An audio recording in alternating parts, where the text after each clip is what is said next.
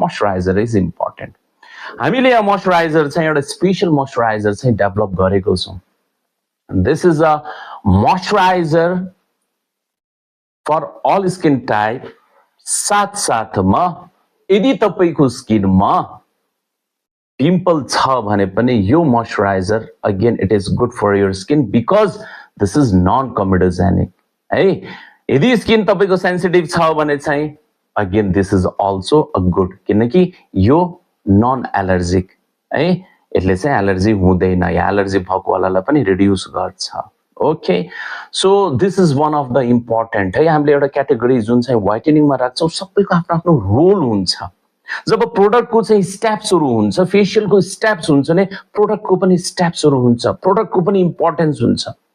जसरी 1 पछाडी 2 आउँछ 2 पछाडी के आउँछ भनेन 3 द्याट्स करेक्ट त्यो यो फलो गर्नुपर्छ रिजल्ट्सको लागि तपाईले हैन म 1 बाट एकैचोटी 4 मा जान्छु गो हैन तर रिजल्ट द don't expect then result expect नगर्नुस् 1 2 3 4 फाइन